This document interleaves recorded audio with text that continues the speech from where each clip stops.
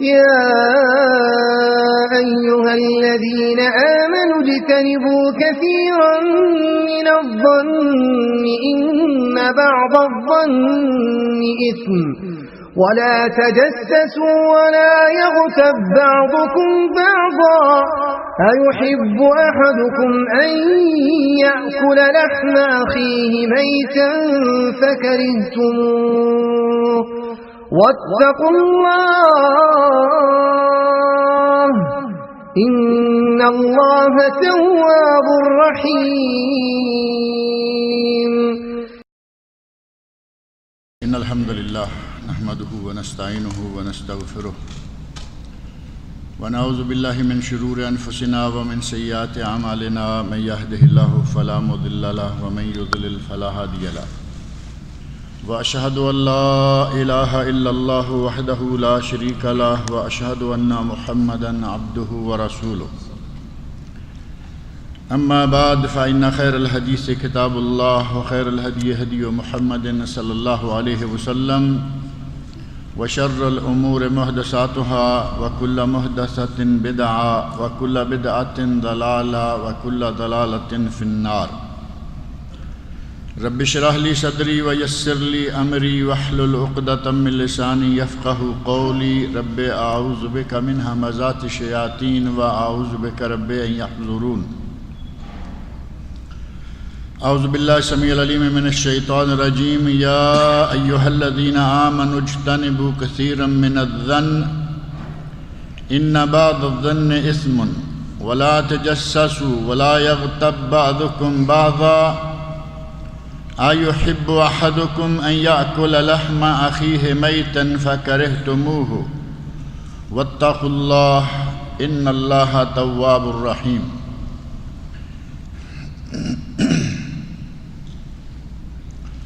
یہ سورۃ الحجرات کی آیت نمبر 12 ہے، جس میں اللہ رب العزت نے اہل ایمان سے خطاب کرتے ہوئے ارشاد فرمایا ہے: یا ایھا الذین آمنو، اے وہ لوگو جو کہ ایمان لائے ہو، اجتنبوا کثیرا من الظن، ظن بکثرت ظن و گمان سے بچو. ان بعض الظن اثم، بعض گمان گناہ ہوتے ہیں. ولا تجسسوا، ایک دوسرے کی جاسوسی نہ کرو. ولا یغتب بعضکم بعضا، اور ایک دوسرے کی غیبت و چغلی نہ کرو. ایحب احدکم ان یأکل لحم اخیہ میتا فکرہتموہ، کیا تم میں سے کوئی شخص یہ پسند کرے گا کہ وہ اپنے مردہ بھائی کا گوشت کھائے؟ جسے یہ بات کہی جائے وہ اس کو ناپسند کرے گا. واتقوا اللہ، اور اللہ کا تقوی اختیار کرو، اللہ سے ڈر جاؤ. ان اللہ تواب الرحیم، بے شک اللہ بہت ہی زیادہ توبہ قبول کرنے والا اور رحم فرمانے والا ہے. ایک ہی آیت میں اللہ رب العزت نے کتنی ساری چیزیں بیان کر دی ہیں، اور یہ ساری چیزیں وہ ہیں جو ہماری روزمرہ زندگی کے ساتھ اور روزانہ ہماری ہر مجلس کے ساتھ تعلق رکھتی ہیں. اور ان گناہوں کو عموماً مسلمان معمولی سمجھتے ہیں کہ یہ معمولی باتیں ہیں، کسی کی چغلی، کسی کی غیبت، کسی کے خلاف بدظنی، اور ایک دوسرے کی جاسوسی، ایک دوسرے کے پیچھے لگے رہنا، کیا کرتا ہے، کہاں جاتا ہے، کس سے ملتا ہے، کس کے پاس اٹھتا بیٹھتا ہے.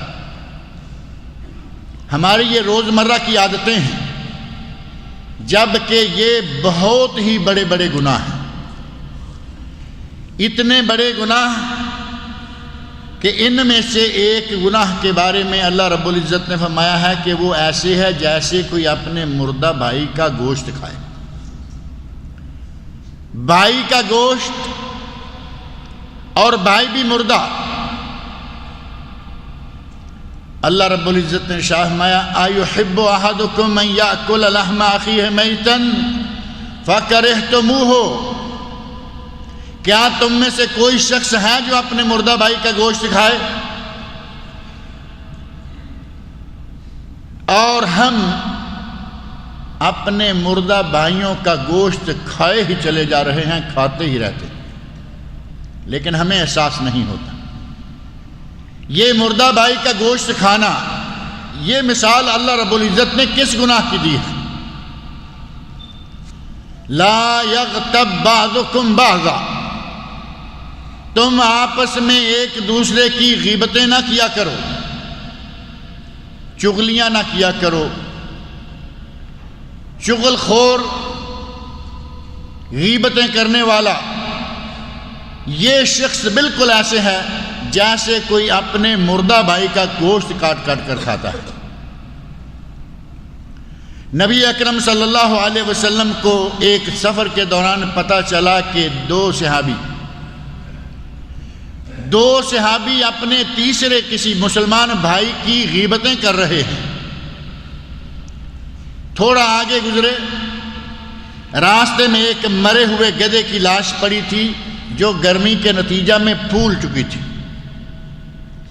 گرمی پڑنے سے اس لاش میں ایسے ہو گیا جیسے ہوا بھری ہوئی، اور پھولی ہوئی لاش آپ جانتے ہیں، 4 ٹانگیں ہیں، 4 پائے کی، چاروں ٹانگیں ایسے بکھری ہوئی ہوتی ہیں، پیٹ بھرا ہوا، اور وہ جانور موٹا تازہ لگتا ہے۔ اب پھٹا کہ کب پھٹا پتہ نہیں ہوتا۔ نبی اکرم صلی اللہ علیہ وسلم نے ارشاد فرمایا کہ فلاں فلاں 2 آدمی کہاں ہیں؟ بلایا گیا، آئے، فرمایا اس مردار کا گوشت کھاؤ۔ تو کہتے ہیں سبحان اللہ یا رسول اللہ، اس مردار کا بھی کوئی گوشت کھائے گا؟ آپ نے فرمایا ابھی تھوڑی دیر پہلے تم نے جو کام کیا ہے، اپنے بھائی کی غیبت کی ہے، وہ اس مردار کا گوشت کھانے سے بھی زیادہ برا گناہ ہے۔ وہ تو اپنے مردہ بھائی کا گوشت کھانے جیسا ہے۔ اور آپ اندازہ کر سکتے ہیں کہ یہ کام ہماری مجلسوں کا ایک محبوب مشغلہ ہے۔ مردوں کی ہو یا عورتوں کی ہو، کوئی مجلس اس سے خالی نہیں جاتی، عالموں کی ہو، عوام کی ہو، چھوٹے کی ہو، بڑے کی ہو، مجلس ہو اور یہ کام نہ ہو۔ عرب کہتے ہیں فاکہۃ المجالس، یہ وہ فروٹ ہے جو مجلسوں میں بٹتا ہے اور کھایا جاتا ہے۔ فاکہۃ المجالس، فاکہ سمجھتے ہیں نا، فاکہ اور فواکہ، یہ خضروات والفواکہ بورڈ لگا ہوتا ہے دکانوں پر جس میں سبزی اور فروٹ بکتا ہے۔ فاکہۃ المجالس یعنی کوئی مجلس ایسی نہیں ہوگی جس میں یہ کام نہ کیا جائے،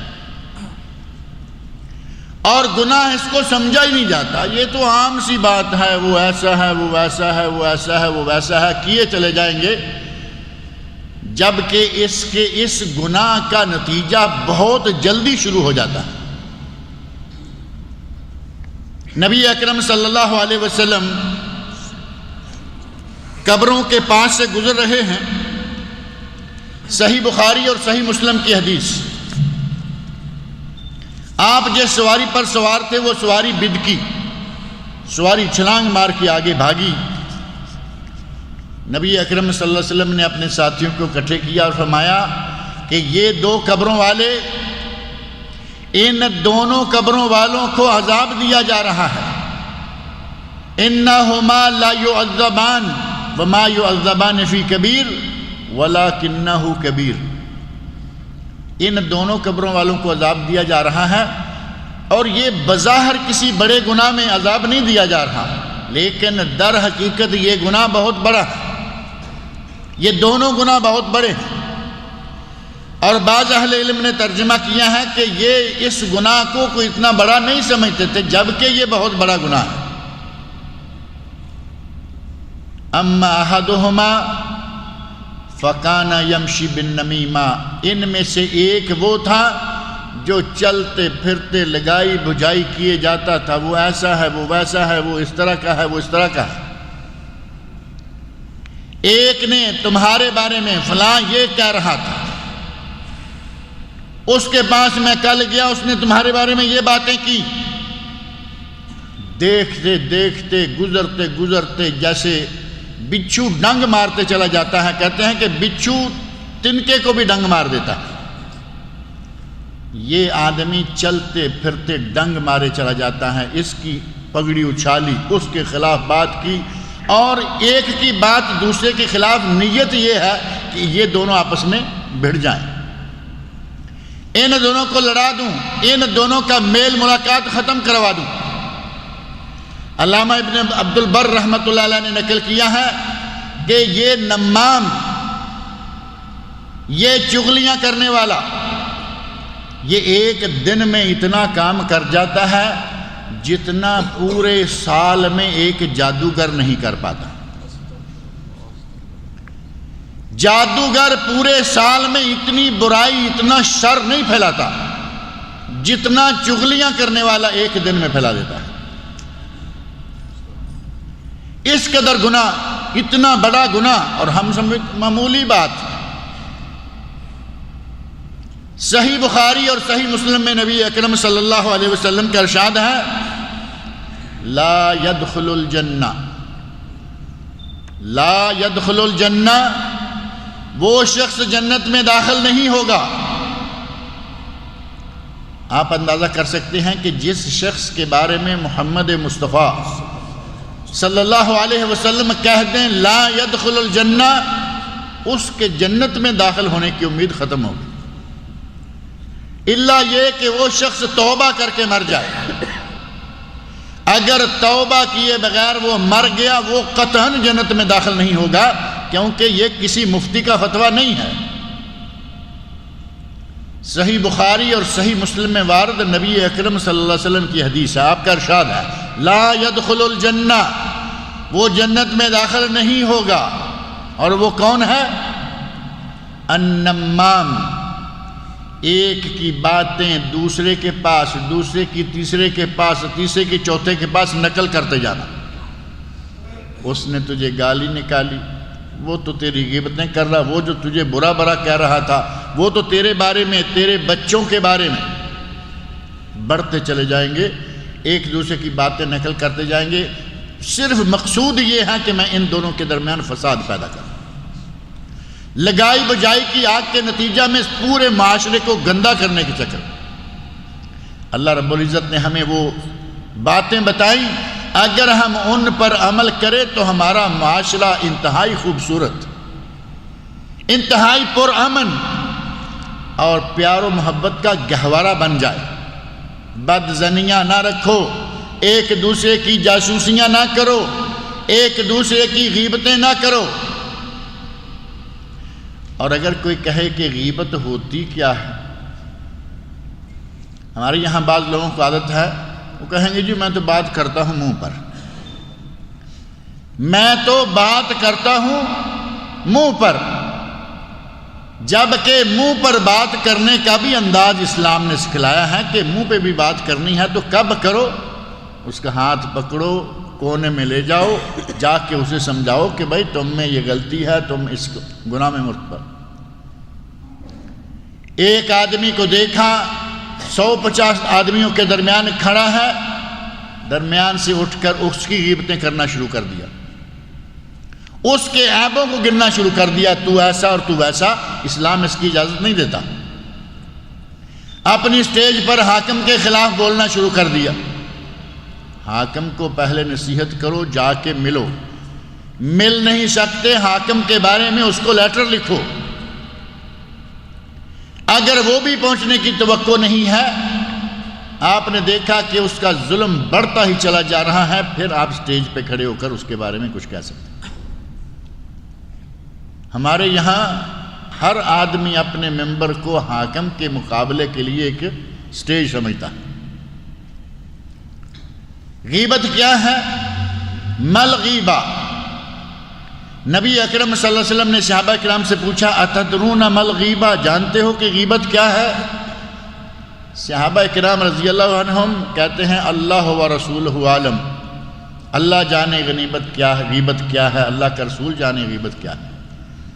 تو نبی اکرم صلی اللہ علیہ وسلم نے فرمایا ذکرو کا اخا کا بما یکرہ، تمہارا اپنے بھائی کی پشت پر بھائی کی عدم موجودگی میں بھائی مسلمان بھائی کہیں ہے اور تم کہیں ہو اور تم اس کے خلاف وہ باتیں کرو جو اسے پسند نہیں ہے. ذکروں کا اخاکا بما یکرہ، تمہارا اپنے بھائی کی وہ باتیں کرنا جو اسے ناپسند ہے. اب ظاہر ہے کہ کسی کے خلاف کوئی بات کی جائے تو ہر کسی کو ناپسند ہے. صحابی کہتے ہیں یا رسول اللہ، اگر وہ بات جو ہم اپنے بھائی کے بارے میں کر رہے ہیں وہ عیب اس میں پایا جاتا ہو تو بھی غیبت ہے. نبی اکرم صلی اللہ علیہ وسلم نے کیا فرمایا؟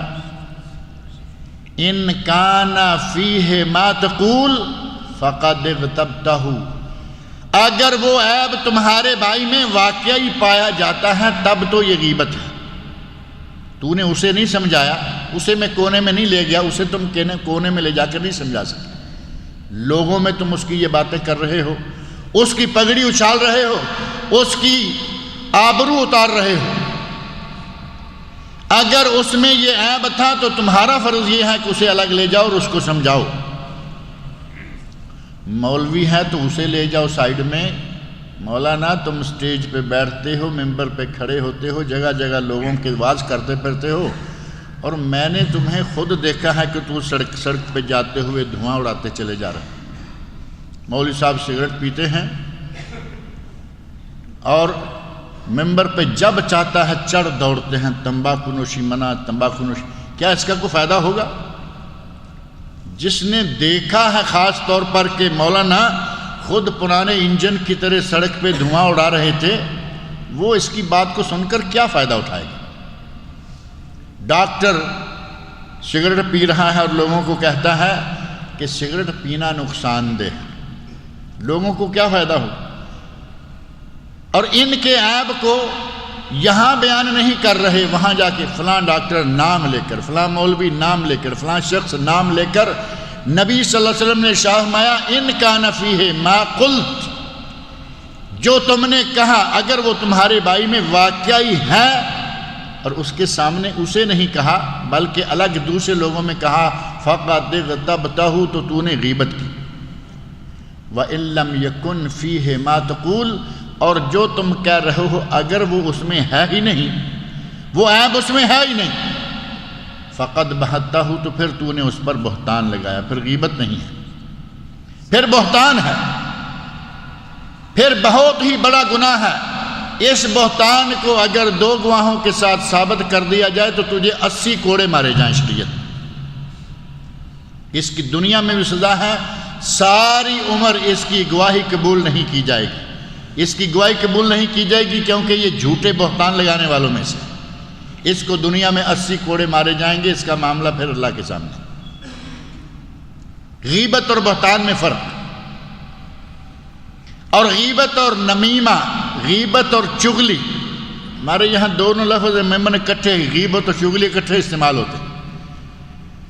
نمام یا نمیمہ اور غیبہ، ان دونوں میں چولی دامن کا ساتھ ہے، قریب قریب ہیں، لیکن دونوں الگ الگ چیزیں ہیں.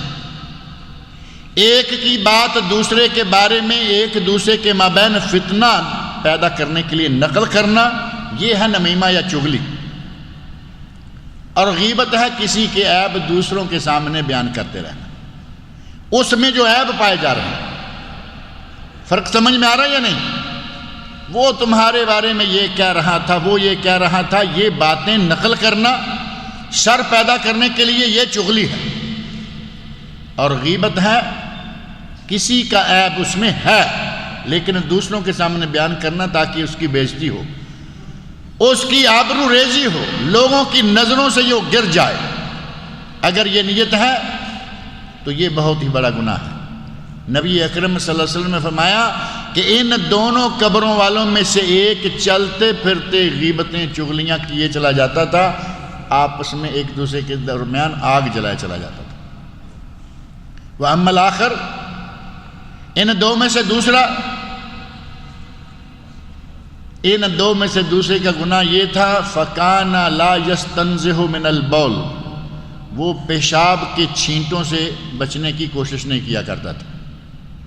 جہاں چاہے جیسے چاہے جس حال میں چاہے پیشاب کر دیا، اپنے جسم پر چھینٹا پڑے گا پرواہ نہیں۔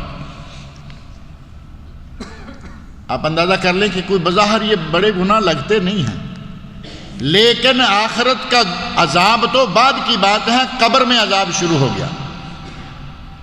اور نبی اکرم صلی اللہ علیہ وسلم کی سواری بدک گئی کہ ان کو اتنا عذاب، یہ اتنی زور زور کی اپنی قبر میں چیخیں مار رہے ہیں، جانور ڈر کے بھاگ گئے۔ یہ گناہ اور کہاں سے نکل رہا ہے؟ یہ اتنا سا ٹکڑا ہے زبان کا، وہ ہمارے قابو میں نہیں رہتا۔ اتنی سی زبان ہے، کتنی ہے؟ لوگ کہتے ہیں گز گز بھر لمبی زبان۔ جتنی غلط کاریوں میں اس کو ملوث کریں گے اس کا قد بڑھتا چلا جائے گا۔ زبان کا ٹکڑا تو اتنا سا ہے،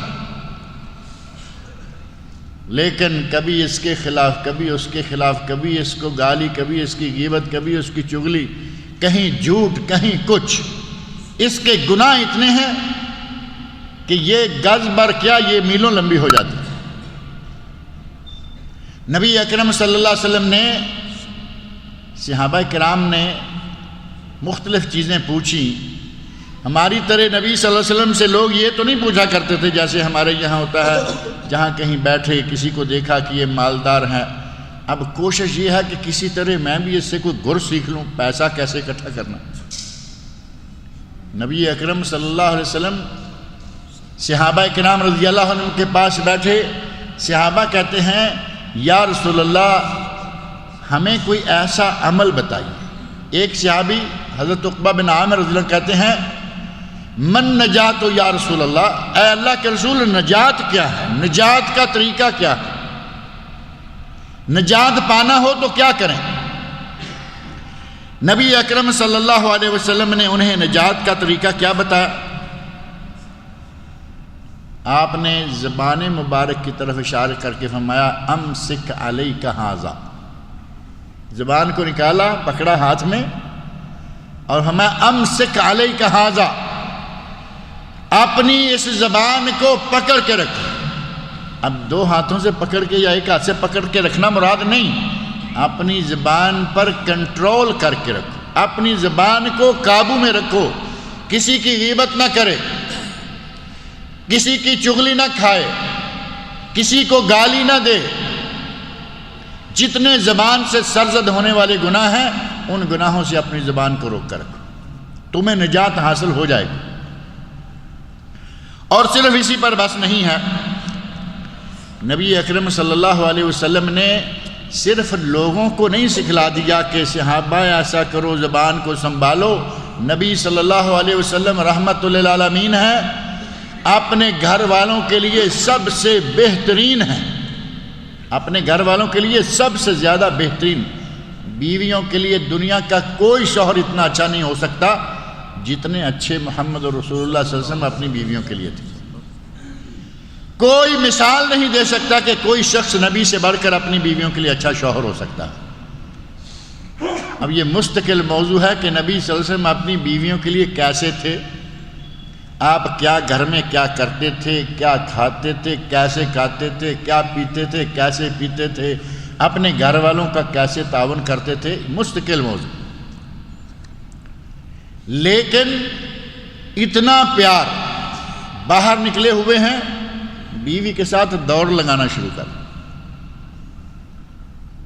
غزوہ سے واپس آتے ہوئے، سفر سے واپس آتے ہوئے حضرت عائشہ رضی اللہ عنہ کا واقعہ معروف ہے نا، دوڑ لگا لی، بیوی کا دل جیتنے، بیوی کو خوش کرنے کے لیے، دل لبانے کے لیے دوڑ لگا لی۔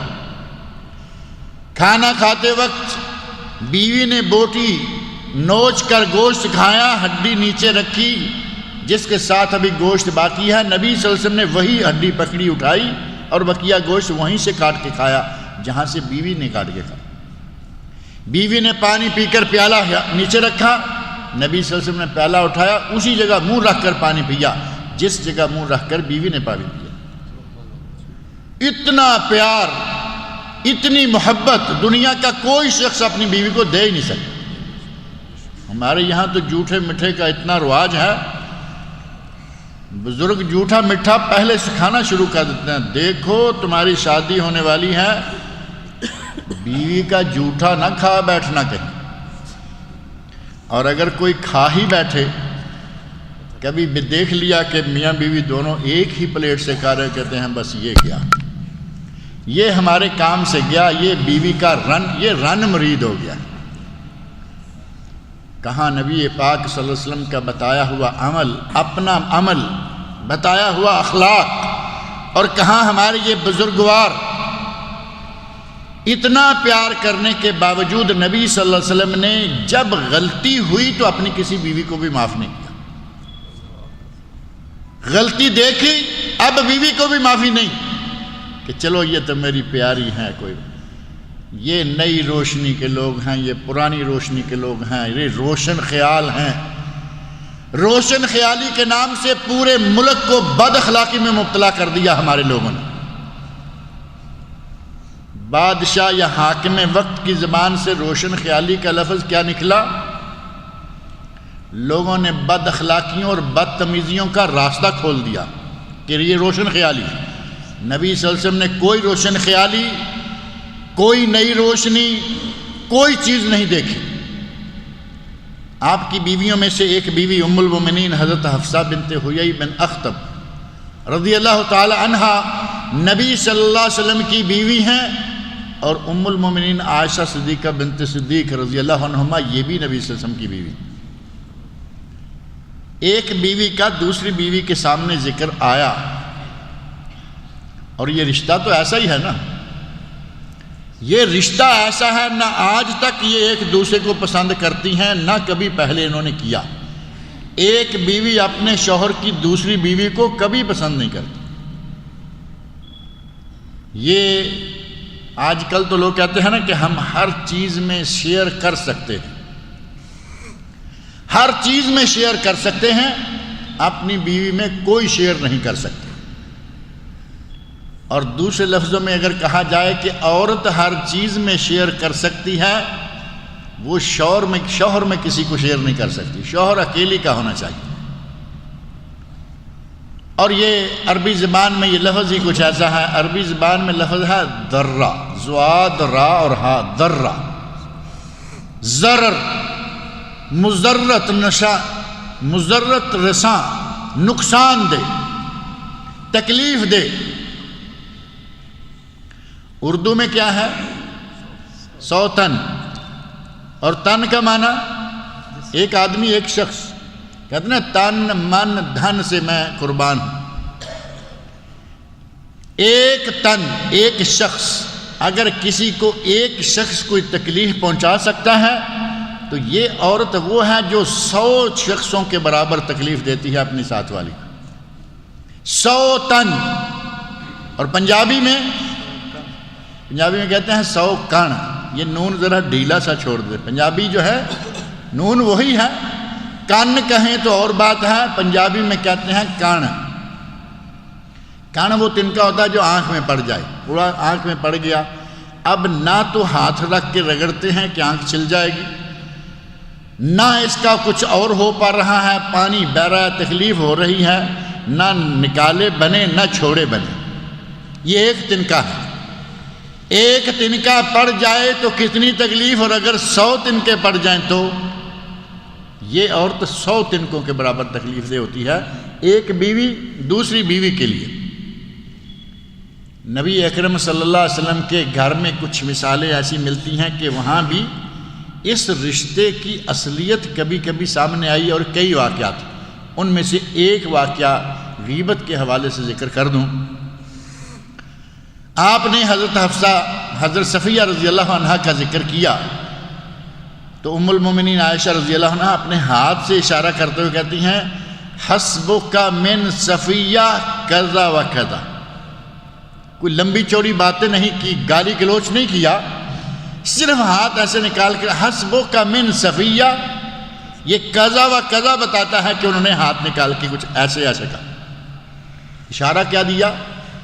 بعض روایت میں ہے کہ اشارہ یہ دیا کہ صفیہ تو چھوٹے قد کی، یعنی جیسے کوئی اپنی کسی سوتن سے یہ کہہ دے کہ وہ کیا جس کی بات ہر وقت آپ کرتے رہتے ہیں وہ ٹھنگی سی ہے، لفظوں میں اشارہ کر دیا کہ وہ تو ایسے ہے، چھوٹے قد کی۔ اب پیار کا تقاضا تو یہ تھا کہ چشم پوشی کی جاتی، چھوڑ دیا جاتا، بھئی کوئی بات نہیں، عائشہ سے غلطی ہو رہی ہے، آپ نے معاف نہیں کیا۔ اسی وقت کہا واللہ عائشہ لقد قلت کلمہ، تم نے وہ بات کہی ہے، لو مزجت بماء البحر لمزجت ہو، اگر یہ تیرا کلمہ مجسم کر کے سمندر میں ڈال دیا جائے پورے سمندر کو کڑوا کر دے۔ تیری زبان سے وہ بات نکلی ہے پورے سمندر کو کڑوا کر دے۔ اور سمندر کا پانی تو پہلے ہی کڑوا ہوتا ہے، سمندر کا پانی کڑوا ہے یا نہیں؟ مراد یہ ہے کہ اتنا جتنا سمندر ہے اتنا میٹھا پانی بھی ہو، تیری بات اس میں پھینکی جائے پھر بھی وہ کڑوا ہو۔ نبی اکرم صلی اللہ علیہ وسلم نے اپنے گھر والوں کی تربیت کا کبھی ایک لمحہ بھی ضائع نہیں ہونے دیا۔ جیسے کوتاہی دیکھی، کوئی غلطی دیکھی، فوراً پکڑ لیا۔ اتنا بڑا یہ گناہ ہے جسے ہم نے بالکل معمولی سمجھ رکھا ہے۔ نبی صلی اللہ علیہ وسلم معراج پر گئے، معراج کی حدیثیں معروف ہیں، معراج کے واقعات بھی معروف ہیں۔ نبی اکرم صلی اللہ علیہ وسلم معراج پر گئے، دیکھا کہ کچھ لوگ، آپ فرماتے ہیں لما اورج بی مررت بقوم لہم اظفار من نحاس، مجھے معراج کروائی گئی، میں ایسے لوگوں کے پاس سے گزرا جن کے ناخن تانبے کے تھے، نحاس تانبا، پیتل یا تانبا، لوہے کے، لمبے لمبے ناخن ہیں، یخمشون بہا وجوہہم وصدورہم، وہ اتنی تکلیف میں مبتلا ہیں کہ وہ اپنا چہرہ ان ناخنوں سے نوچ رہے ہیں، اپنا سینہ اپنے ناخنوں سے نوچ رہے ہیں۔ اپنا چہرہ کون نوچے گا؟ جس کے اندر میں کوئی ناقابل برداشت تکلیف ہو رہی۔ اپنا چہرہ اپنے ناخنوں سے، ناخن اللہ نے اس وقت کون سے دے رکھے ہیں؟ یہ ہڈی کے ناخن نہیں، بلکہ نحاس، تانبا یا پیتل یا لوہا، سخت ان کے ناخن ہیں، ان ناخنوں سے اپنے منہ کو، اپنے سینوں کو نوچ رہے۔ پوچھا کون ہیں یہ لوگ یا جبرائیل؟ تو جبرائیل علیہ السلام کہتے ہیں اے اللہ کے رسول، یہ وہ لوگ ہیں جو اپنے بھائیوں کا گوشت کھاتے تھے اور ان کی آبرو ریزی پہ لگے رہتے تھے۔ اور گوشت کھانے والے کون ہیں؟ قرآن کریم سورہ حجرات آیت نمبر 12، أَيُحِبُّ أَحَدُكُمْ أَن يَأْكُلَ لَحْمَ أَخِيهِ مَيْتًا، کیا تم میں سے کوئی ہے جو اپنے مردہ بھائی کا گوشت کھائے؟ یہ کون ہے؟ غیبت کرنے والا۔ وَلَا يَغْتَبْ بَعْضُكُمْ بَعْضًا، تم میں سے کوئی شخص ایک دوسرے کی غیبت نہ کرے۔ معراج کے موقع پر نبی اکرم صلی اللہ علیہ وسلم نے وہ قوم دیکھی جو اپنے چہرے اور سینے نوچ رہے ہیں۔ پوچھنے پر بتایا گیا کہ یہ وہ ہیں جو غیبتیں کرتے تھے، ایک دوسرے کی پشت پر اس کی عدم موجودگی میں ان کے عیب گنتے، لوگوں کے درمیان شر پیدا کرنے کی کوشش کیا کرتے تھے۔ کچھ لوگ غیبت کرنے کے بڑے شوقین ہوتے ہیں، کچھ سننے کے شوقین ہوتے ہیں، وہ کرتے نہیں، سنتے بڑے شوق سے۔ اور جیسے ہی دیکھا کہ اس کا اب مسالہ ختم ہونے جا رہا ہے، گھنٹہ ڈیڑھ گھنٹہ زور غیبتیں کرتا رہا ادھر ادھر، ذرا وہ ٹھنڈا ہونے لگا، مسالہ کم پڑنے لگا، یہ مسالہ ڈال دیتے تھے۔ وہ فلاں جو ہے بس ایسے اشارہ کرنے کی دیر ہے، اس کا مسالہ ادھر چالو ہو جاتا ہے۔ حالانکہ چاہیے کیا؟ اگر آپ غیبت نہیں کرتے تو غیبت سنیں بھی نہیں۔ غیبت کرنا زبان کا گناہ اور غیبت سننا کان کا گناہ۔ ضروری ہے، فرض ہے کہ اگر کوئی غیبت کر رہا ہے اسے روکو، اسی وقت روکو۔ اگر تمہارے رکنے سے رکتا نہیں، قرآن کریم میں اللہ رب العزت نے ہمیں یہ ادب بتایا ہے کہ اگر کوئی اللہ کی آیات، اللہ اور رسول کے احکام کے ساتھ استہزاء کر رہا ہے، نافرمانیاں کر رہا ہے، یا تو وہاں بیٹھو نہیں یا اسے روکو۔ اگر روکنے پہ رکتا نہیں تو وہاں سے اٹھ کے چلے جاؤ۔ چلے جانا تو آسان ہے یا نہیں؟ روکنا مان لیا کہ آسان نہیں۔ حضرت کعب بن مالک رضی اللہ عنہ وہ شخص ہیں جو ایک غزوہ میں، غزوہ تبوک میں شرکت کرنے سے لیٹ ہو گئے۔ سوچا یہ تھا کہ میرے پاس سواریاں ہیں، میرے پاس بڑے سارے وسائل ہیں، میں پہنچ جاؤں گا، دیر کرتے کرتے لیٹ ہو گئے، غزوہ سے نکل گئے۔ نبی اکرم صلی اللہ علیہ وسلم نے مجلس میں اپنے صحابہ سے پوچھا کہ کعب نے کیا کیا، یعنی کعب نے ایسا کیوں کر دیا، کیا ہو گیا، کعب کہاں ہے؟ ایک صحابی جس کے دل میں کوئی غصہ تھا حضرت کعب کے بارے میں، وہ کہتا ہے کہ کعب کو اس کی چادروں نے، یعنی مال و دولت نے، اور اس کی دونوں جانبوں نے، یعنی جیسے آدمی اپنا دیکھتا ہے نا کہ قمیض بڑی زبردست ہے میری، کپڑا میرا بڑا زبردست، مراد یہ تھا کہ کعب کو اس کی دولت و مال نے اور دل کے اندر تھوڑے سے آئے ہوئے غرور نے روک لیا ہے، وہ منافق ہو گیا۔ اب یہ غیبت کی، ایک شخص کی غلط بات کہی ایک شخص کے بارے میں، اب چاہیے یہ تھا نا کہ سارے لوگ خاموش ہو جاتے جیسا کہ ہماری عموماً عادت ہے، لیکن حضرت معاذ بن جبل رضی اللہ عنہ، صحیح بخاری مسلم میں واقعہ موجود ہے، حضرت معاذ بن جبل رضی اللہ عنہ موجود ہیں، کہا کہ اپنے بھائی کے بارے میں غلط بیانی نہ کرو، یا رسول اللہ ہم نے اپنے بھائی کعب بن مالک میں کوئی ایسا عیب نہیں دیکھا، نہ وہ متکبر ہے، نہ وہ مال کے نشے میں مخمور ہے، نہ وہ مغرور ہے، کوئی ایسی چیز ہوگی جس کی وجہ سے وہ پیچھے رہ گیا ہے، ورنہ اس میں ایسی کوئی بات نہیں۔ نبی اکرم صلی اللہ علیہ وسلم کی مجلس میں غیبت کرنے والے نے غیبت کی اور دوسرے شخص نے اس کو روک دیا، نبی اکرم صلی اللہ علیہ وسلم نے اپنی زبان سے ایک لفظ نہیں نکالا کہ معاذ تم اس کا دفاع کر رہے ہو۔ اگر ایسے آدمی کا دفاع کرنا جائز نہ ہوتا، نبی صلی اللہ علیہ وسلم کہہ دیتے کہ معاذ تمہیں معلوم نہیں کہ وہ آدمی نہیں آیا، آپ اپنی زبان مبارک سے آپ نے ایک لفظ نہیں کہا۔ معنی یہ کہ اگر کوئی غیبت کرے اسے روکنا چاہیے، اور اگر آپ روک نہیں سکتے تو کم از کم وہاں سے اٹھ کے چلے جائیے۔ روکتے بھی نہیں، اٹھتے بھی نہیں، اور اپنی جگہ پہ ہم جمے رہتے ہیں۔ زید بن ارقم رضی اللہ تعالی عنہ، سورۃ المنافقون میں یہ واقعہ تفصیل کے ساتھ موجود ہے۔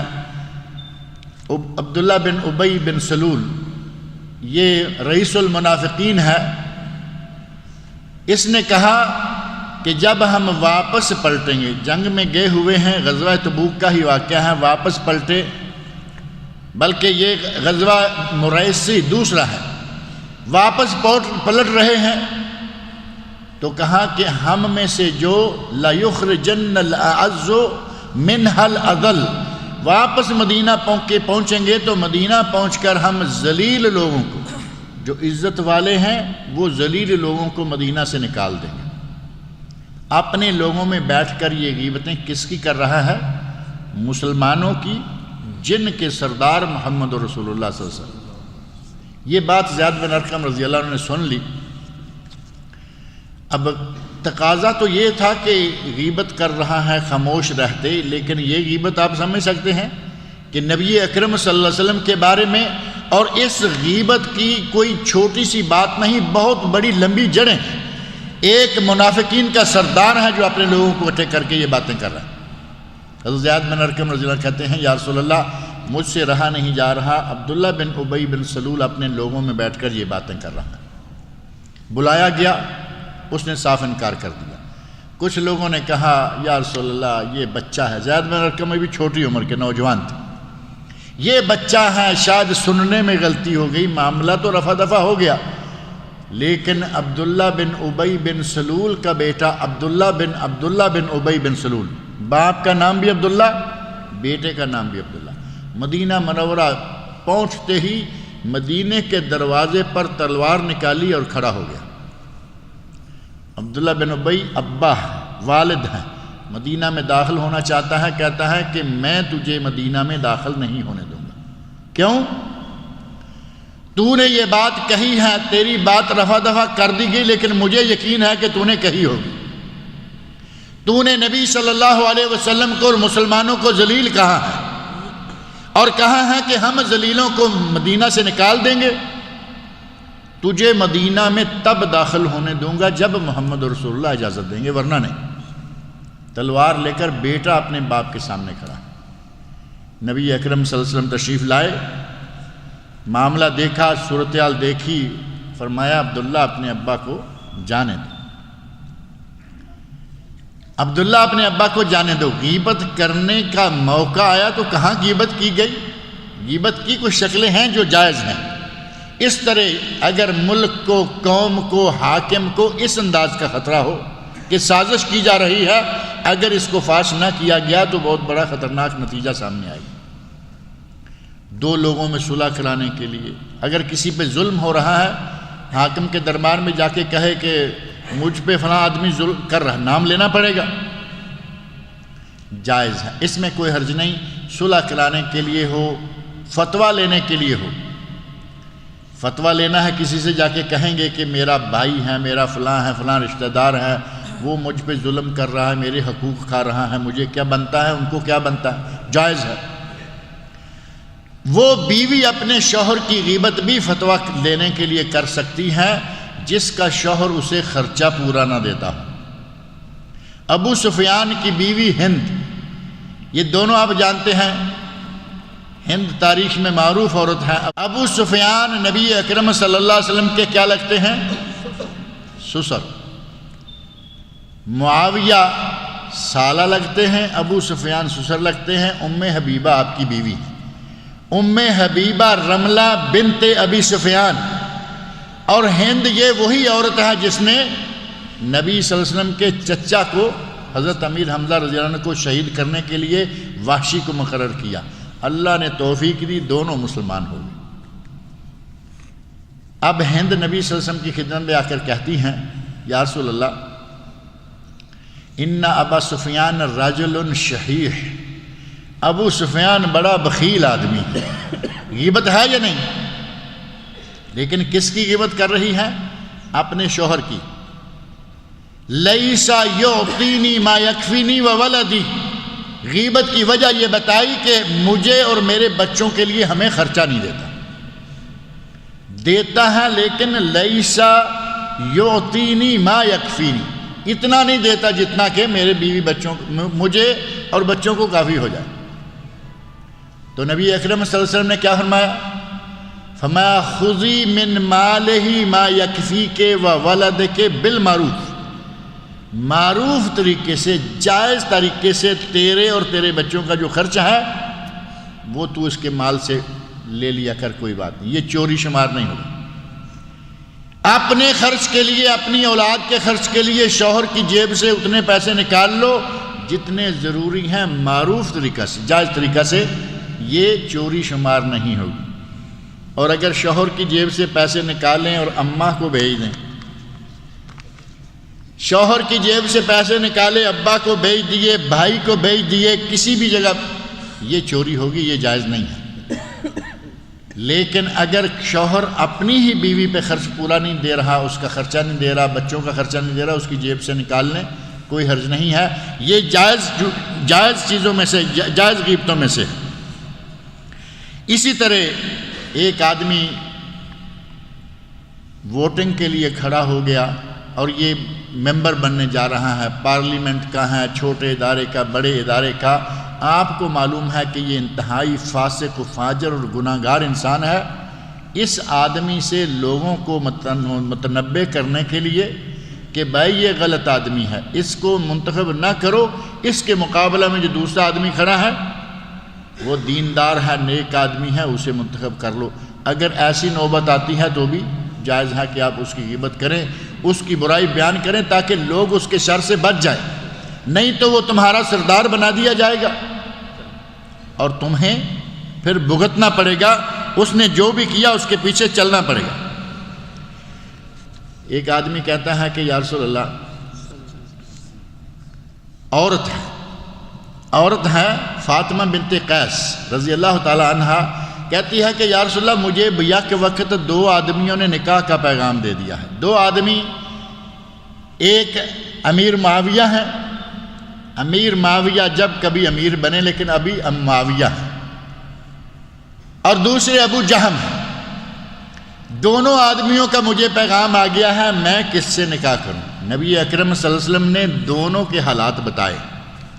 کہا اما معاویہ فرجل صعلوک، معاویہ تو کنگال آدمی ہے، غریب آدمی ہے، رجل صعلوک غیبت ہے، لیکن کس کے ساتھ کی جا رہی ہے؟ جو نکاح کرنا چاہتی ہیں تاکہ کہیں غلط لائن پہ نہ چڑھ جائے۔ اگر کوئی کسی کے ساتھ بزنس پارٹنرشپ کرنا چاہتا ہے، کوئی کسی آدمی سے آگے پوچھتا ہے کہ بھائی میں فلاں کے ساتھ پارٹنرشپ کرنے جا رہا ہوں، فلاں کے ساتھ کوئی کاروبار شروع کرنے جا رہا ہوں، فلاں کے ساتھ کوئی رشتہ کرنے جا رہا ہوں، جائز ہے کہ اس میں جو عیب ہے وہ بتا دیں، کیونکہ اب آپ مستشار ہیں، آپ سے مشورہ کیا جا رہا ہے۔ اور نبی صلی اللہ علیہ وسلم کا ارشاد ہے المستشار مؤتمن، جس سے مشورہ کیا جائے وہ امانت دار ہونا چاہیے، وہ صحیح بات بتا دے۔ فرمایا اما معاویہ فرجل صعلوک، معاویہ تو کنگال آدمی ہے، اس کے پاس تو پائی پیسہ نہیں۔ وَأَمَّا أَبَا الْجَهَلْ فَلَا يَضَعُ الْعَصَا مِنْ عَاتِقِهِ، ابو جہل اپنے کندھے سے ڈنڈا اتارتا ہی نہیں۔ کیا معنی ہے؟ دو معنی کیے گئے ہیں اس کے۔ ایک معنی یہ کہ وہ ہر وقت اپنے کندھے پہ ڈنڈا رکھتا ہے، عورتوں کو مارتا بہت، یعنی پہلے بھی اس کی بیوی ہوگی کوئی۔ کہا کہ وہ اپنی بیویوں کو مارنے والا آدمی ہے، دوسرا فقیر آدمی ہے، کنگال آدمی۔ اور بعض نے دوسرا معنی یہ کیا ہے کہ وہ ہر وقت ڈنڈا اپنے کندھے پہ رکھتا ہے، یعنی ہر وقت وہ سفر میں ہی رہتا ہے۔ آپ کے علم میں ہوگا کہ دیہات میں، بدوؤں کے علاقوں میں ڈنڈے کے ساتھ تھوڑی سی پوٹلی باندھ کے کندھے پہ رکھ لیتے ہیں نا، یہ جا رہے ہیں مسافر۔ آپ نے فرمایا کہ وہ تو ڈنڈا ہر وقت رکھتا ہے کندھے پہ، کبھی اس ملک کبھی اس شہر، وہ تو زیادہ باہر رہتا ہے، اور یہ کنگال آدمی۔ اب دیکھ لو دونوں میں سے کس کے ساتھ تمہیں نکاح کرنا ہے۔ اس طرح کی خاص شکلیں ہیں۔ اگر کسی کی اصلاح کرنا مقصود ہے، کسی نے مشورہ کیا رشتہ داری کے لیے، بزنس پارٹنرشپ کے لیے، اس قسم کے لوگوں کو، یا کوئی ظالم ہے یا کوئی اپنی جگہ پہ آپ کے سامنے لیڈر بن کے آ رہا ہے، ان لوگوں کا عیب لوگوں کو بتائیں۔ اور یہ آپ کو معلوم ہے کہ یہ فتنہ بڑھانے کے لیے نہیں ہوتا، فتنہ کم کرنے کے لیے ہوتا ہے، ورنہ غیبت انتہائی بڑا گناہ ہے، اس سے بچنے کی کوشش کرنی چاہیے۔ نبی اکرم صلی اللہ علیہ وسلم نے اپنے صحابہ رضی اللہ عنہ کی ایسی تربیت فرمائی تھی کہ وہ اگر کوئی ان کے سامنے غیبت کرتا تو وہ باقاعدہ اس کا دفاع کیا کرتے تھے۔ اللہ رب العزت مجھے اور آپ سب لوگوں کو غیبت سے بچنے والے، اپنی زبان پر کنٹرول کرنے والے، زبان پر کنٹرول کرنے کے اپنے بہت سارے فضائل ہیں، ان میں سے غیبت سے آٹومیٹک آدمی بچ جاتا ہے۔ اللہ تعالیٰ مجھے اور آپ سب لوگوں کو نیک عمل کی توفیق عطا فرمائے۔ پچھلی مرتبہ ایک سوال آیا تھا، حضرت خدیجہ رضی اللہ عنہا نے اپنی بیٹی حضرت فاطمہ الزہرا رضی اللہ عنہا کو کیا حق مہر دیا تھا۔ تو اس سلسلہ میں فوری طور پہ جو بات سامنے آئی تھی وہ بتایا گیا تھا، حکیم صاحب نے بتایا تھا کہ غالباً کچھ 400 دینار بنتے ہیں۔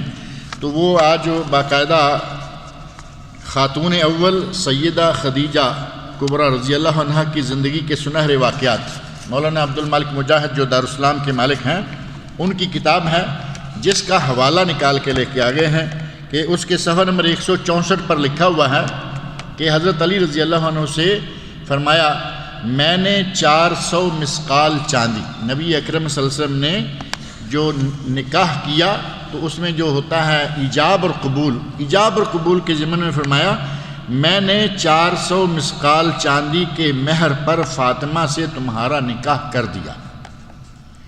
آج باقاعدہ قاضی لوگ کہتے ہیں یہ کہو زوجتک ابنتی، میں نے اپنی بیٹی فلاں فلاں فلاں کا تم سے اتنے حق مہر کے عوض نکاح کیا، تو اتنے حق مہر کا آپ نے 400 مسقال چاندی کہا، اور یہ رقم تقریباً 280 درہم بنتی ہے، 280 درہم۔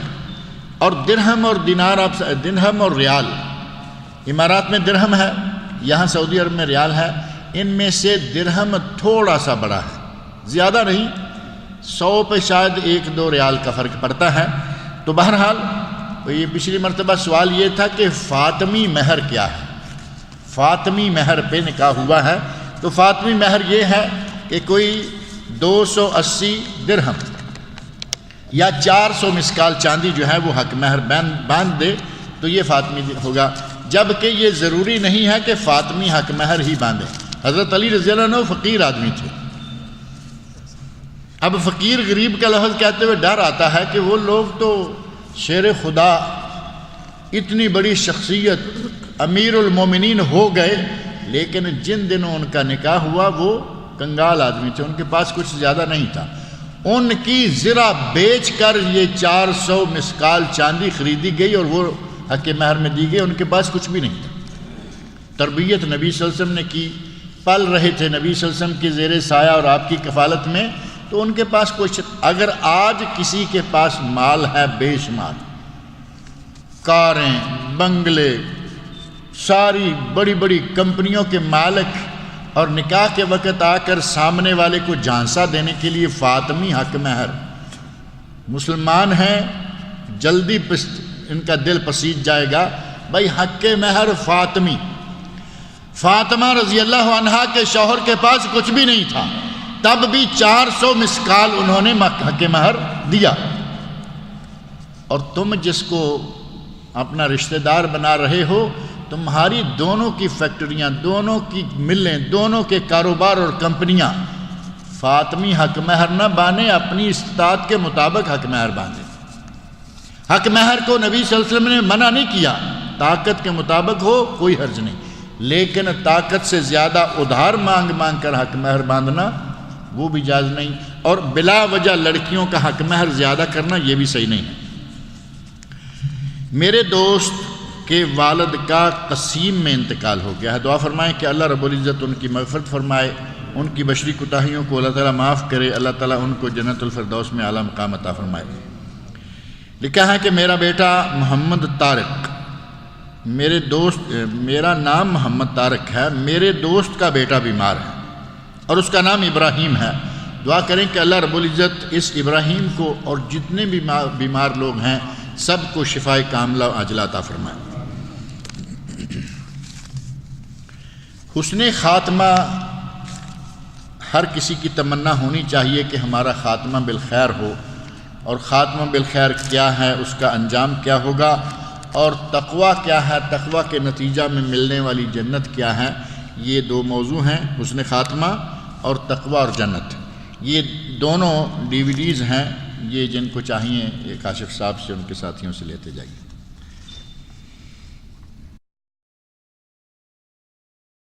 کیا لڑکی کے لیے یہ نام رکھ سکتے ہیں حسنہ، اور دوسرا ہے رمان؟ رمان کا معنی ہوتا ہے انار، انار جانتے ہیں نا، انار ہے رمان، اور حسنہ کا معنی ہے خوبصورت۔ حسنہ کا معنی اچھی یا خوبصورت، لڑکیوں کے یہ دونوں نام رکھے جا سکتے ہیں، رمانہ کر کے یہاں عربوں میں یہ نام چلتا ہے۔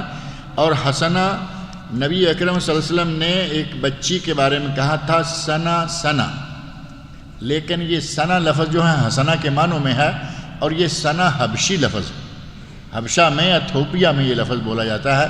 نبی اکرم صلی اللہ علیہ وسلم کبھی کبھی کسی علاقے کا کوئی خاص لفظ جو ہے وہ فٹ کرتے تھے، اور وہ آپ نے ثنا کہا کہ یہ کتنی خوبصورت ہے، یہ بچی کتنی خوبصورت لگ رہی ہے۔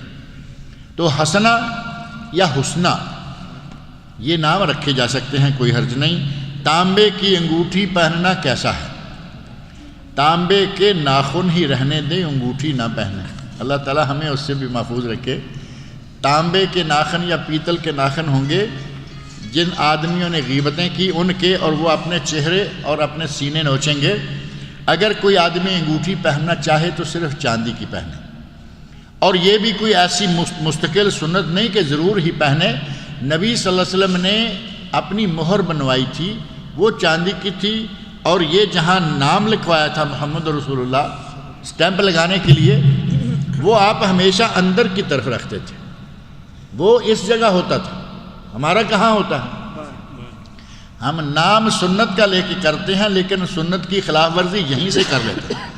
نبی صلی اللہ علیہ وسلم اس جگہ کو اندر رکھیں اور ہم باہر، اور وہ نبی اکرم صلی اللہ علیہ وسلم نے آہستہ آہستہ ہاتھ سے نکال کر جیب میں رکھنا شروع کر دیا تھا کہ لوگوں میں یہ سلسلہ بڑھنا شروع ہوا، آپ نے انگوٹھی نکالی جیب میں ڈالی، تو اس کا معنی یہ ہوا کہ اگر کوئی رکھے تو چاندی کی رکھے، اور وہ انگوٹھی اسٹیمپ کی شکل میں ہونی چاہیے، اور اس کا نگینے والا حصہ جو ہے وہ اندر ہونا چاہیے، نہ کہ باہر۔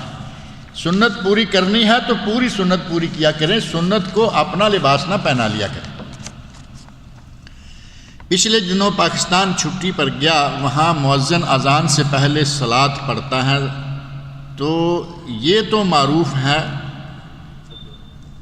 حالانکہ ایک اور بات یہ تو معروف ہے، یعنی اذان سے پہلے الصلاۃ والسلام علیکہ یہ ہمارے یہاں بڑا مشہور ہو چکا، اور جب سے سپیکر آئے ہیں تب سے آیا ہے، پہلے نہیں تھا۔ یہ سپیکری درود جو ہے نا، سپیکروں کے بننے کے بعد آیا ہے، کیونکہ اب یہاں گلا صاف کرنے کا ان کو چانس اذان سے پہلے مل جاتا ہے، شروع ہو جاتے ہیں الصلاۃ والسلام۔ اگر یہ جائز ہوتا تو نبی صلی اللہ علیہ وسلم بھی کہلواتے۔ حضرت بلال رضی اللہ عنہ کا اذان کہنا، حضرت ابو محذورہ رضی اللہ عنہ کا اذان کہنا، حضرت عبداللہ بن ام مکتوم، 3 صحابی اذان والے معروف ہیں۔ کسی سے یہ ثابت نہیں ہے کہ وہ اذان سے پہلے یہ الصلاۃ والسلام علیکہ یا رسول اللہ، ان کے تو سامنے کھڑے ہوتے تھے، نبی صلی اللہ علیہ وسلم وہاں موجود ہیں، لیکن قطعاً کسی سے یہ ثابت نہیں۔ آج یہ ملا اپنی مرضی سے یہ سنت بنا بیٹھا۔ جب کوئی کام نبی صلی اللہ علیہ وسلم سے ثابت نہ ہو اور اسے دین شمار کرتے ہوئے کیا جائے تو وہ کیا ہو جائے گا؟ وہ سنت نہیں رہے گا، وہ بدعت کے زمرے میں چلا جائے گا۔ یہ ہے وہ پہلے جو درود کہا جاتا ہے۔ اور ایک اور بات جو مؤذن نے کہی، الصلاۃ والسلام علیکہ یا رسول اللہ، یا رسول اللہ، اور ساتھ ہی کہا یا نور من نور اللہ۔ اب یہ کہاں کہاں گسائے چلے جا رہے ہیں۔ اے اللہ کے نور سے نور، یعنی جو مانتے ہیں کہ نبی صلی اللہ علیہ وسلم بشر نہیں تھے بلکہ آپ نور تھے، نور من نور اللہ تھے، یہ تو ظاہر ہے کہ وہ سارے کا سارا سلسلہ ہی عجیب سا ہے۔ وہ کیا کہتے ہیں کہ تند نہیں بگڑی، اتنے تے تانی بگڑی۔ یہ عقائد کا پورا آوے کا آوا ہی بگڑا ہوا ہے۔ باتیں، طریقے، کام بے شمار ایسے ہیں کہ جو اس الصلاۃ والسلام والی پارٹی میں بہت زیادہ کتاب و سنت کے خلاف ہیں۔ اللہ رب العزت انہیں صحیح کتاب و سنت پر عمل کرنے کی توفیق عطا فرمائے، اور ہمیں بھی اگر کہیں کوتاہی ہے اللہ تعالی ہماری کوتاہیوں کو معاف کرے اور صحیح راستہ ہمیں بھی دکھائے۔ پرفیوم وغیرہ لگانا کیسا ہے؟ حالانکہ اس میں شراب ہوتی ہے، اتنا سخت نہ کہیں، اس میں شراب نہیں ہوتی، اس میں الکحل ہوتی ہے۔ تو الکحل شراب تو قریب قریب لے گئے، ذرا سخت کر دیا ہے سوال کو۔ لوگ فتویٰ سخت کرتے ہیں، انہوں نے سوال سخت کر دیا ہے۔ پرفیوم لگانا جائز ہے، پرفیوم لگانی چاہیے، لیکن پرفیوم سے مراد خوشبو ہو تو، اور خوشبو جو ہے وہ عطریات ہیں، تیل ہیں، تیل ہے تھوڑا سا یہاں لگائیں، ان کو آپس میں رگڑیں، رومال کو لگائیں، داڑھی کو لگائیں، سر کو لگائیں۔ جن کے داڑھی نہیں ہے وہ چلیں اپنے چہرے پہ مل لیں، اور یہ بھی ذہن میں رکھیں کہ ڈائریکٹ چہرے پہ چمڑے پہ لگ گیا تو وہ ڈھائی گھنٹے کیا 2-2.5 دن کے لیے وہ جلتی رہے گی جگہ، کیونکہ اس میں کچھ کیمیکل بھی ہوتے ہیں۔ بہرحال خوشبو لگانا جائز ہی نہیں، اجر و ثواب ہے، لگانی چاہیے۔ جمعہ میں آنے کے لیے، مسجد میں آنے کے لیے، عیدگاہ میں جانے کے لیے خوشبو لگائیں، زوردار طریقے سے لگائیں، لیکن جن خوشبو میں، جن عطریات میں الکحل ہے، جس کو شراب کہا گیا ہے، اگر الکحل والی ہے تو اس سے بچیں۔ الکحل کے بارے میں بعض بڑے بڑے علماء نے کہا ہے کہ یہ نجس اور ناپاک ہے۔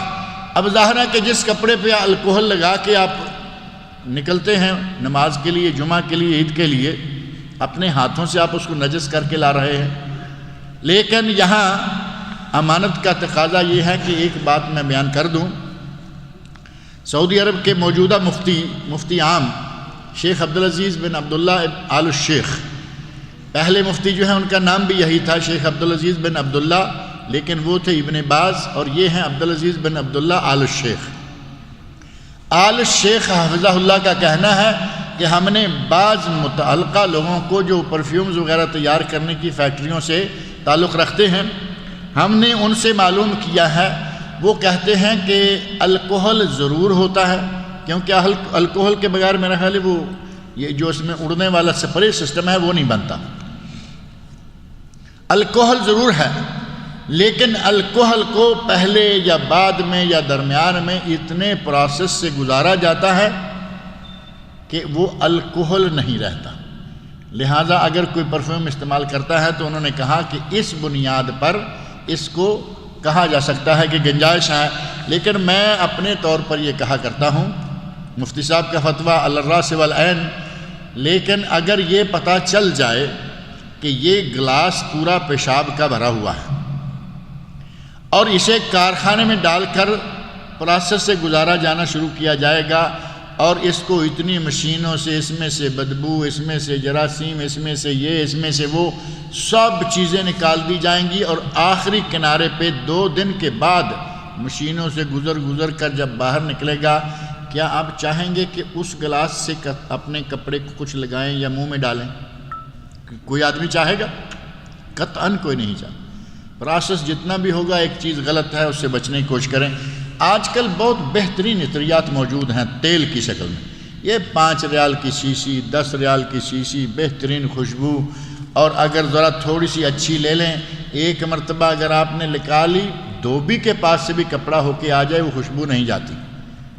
وہ ذرا مہنگا ہے، لیکن 80-100 کی تو آپ سپرے بھی لیتے ہی ہیں نا. 80-100 کی وہ شیشی لے لیں، اتنا ہی وقت نکالے گی، اس سے بہتر ہوگی اور پاک صاف ہوگی. اللہ رب العزت مجھے اور آپ سب لوگوں کو نیک عمل کی توفیق عطا کرے.